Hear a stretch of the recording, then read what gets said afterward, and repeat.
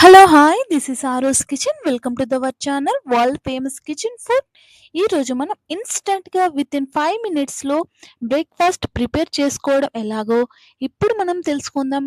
ఈ స్పాంజ్ లాంటి దోశ ఎలా ప్రిపేర్ చేయాలో ఇప్పుడు మనం తెలుసుకుందాం. తప్పకుండా ట్రై చేయండి, ఎందుకంటే ఇది ఇన్స్టంట్గా విత్ ఇన్ 5 minutes మనకు అయిపోతుంది కాబట్టి. దీనికోసం ముందుగా నేను ఇడ్లీ రవ్వని తీసుకున్నాను. ఇడ్లీ మిక్స్ తీసుకున్నాను. 1 కప్పు ఇడ్లీ మిక్స్, ఆ తర్వాత 1 కప్పు అటుకులని తీసుకున్నాను.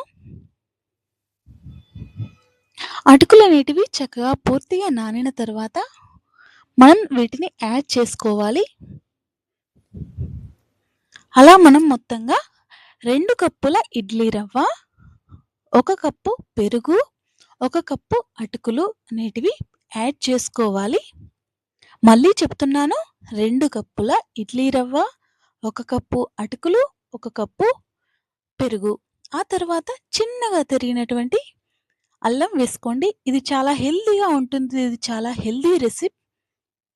మనకు చాలా హెల్తీగా ఉంటుంది కాబట్టి తప్పకుండా ప్రిపేర్ చేసుకోండి. ఇన్స్టంట్గా మనకు ఎర్లీగా కావాలంటే ఇలా ప్రిపేర్ చేసుకోవాలి. మనకి ఇడ్లీ మిక్స్ అనేది చక్కగా నానాలి కాబట్టి మనం ఒకసారి పూర్తిగా దీన్ని మిక్స్ చేసుకోవాలి. ఇలా మనం చక్కగా పూర్తిగా కలుపుకుంటూ ఉండాలి. ఇలా కలిపితే మనకు ఇడ్లీ మిక్స్ అనేది చక్కగా నానిపోతుంది.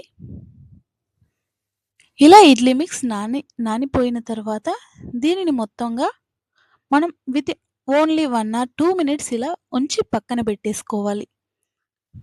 మనకు 5 minutes కూడా పట్టనవసరం లేదు. 1-2 minutes అలా ఉంచితే సరిపోతుంది. ఆ తర్వాత దీనిని మొత్తం మనం మిక్సీలో వేసుకొని చక్కగా బ్లెండ్ చేసుకోవాలి.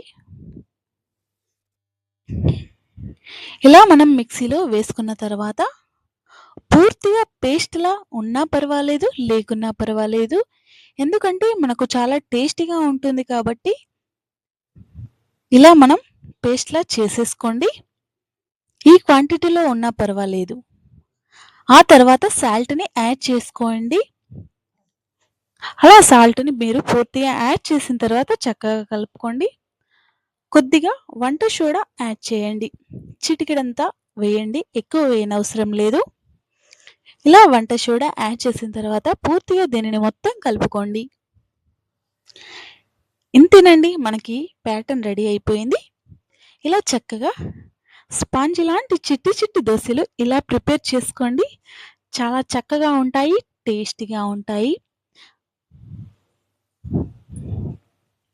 మనకు స్పాంజ్ లాంటి దోస ప్రిపేర్ అయిపోతుంది. ఇక వీటిని మనము తినేయడమే ఆలస్యం. ముందే చెబుతున్నా, మనకు వితిన్ 10 minutesలో ఇది మొత్తం చేసుకోండి. ఎందుకంటే ఆ తర్వాత మనకి ఇది రాదు కాబట్టి 10 minutesలో మనం మిక్స్ చేసుకున్నటువంటి ప్యాటర్న్ని మొత్తం మనం వేసేసుకోవాలి. ఇలా చక్కగా వేసేసుకోండి. మీకు నెయ్యి కనుక ఇష్టమైతే కాస్త నెయ్యిని కూడా యాడ్ చేయండి. చాలా టేస్టీగా కూడా ఉంటాయి, హెల్తీగా కూడా ఉంటుంది. ఇది ఇంకా మార్నింగ్ బ్రేక్ఫాస్ట్‌లో గనుక తింటే చాలా అదిరిపోతుంది. ఇంట్లో మీ పిల్లలైనా, పెద్దవారైనా చక్కగా ఈజీగా ఉంటుంది కాబట్టి, టేస్టీగా ఉంటుంది కాబట్టి అందరూ చక్కగా తినేస్తారు. చూసారుగా ఎలా కనిపిస్తుందో? తినేయాలనిపిస్తుంది కదూ! తప్పకుండా మీరు ట్రై చేయండి.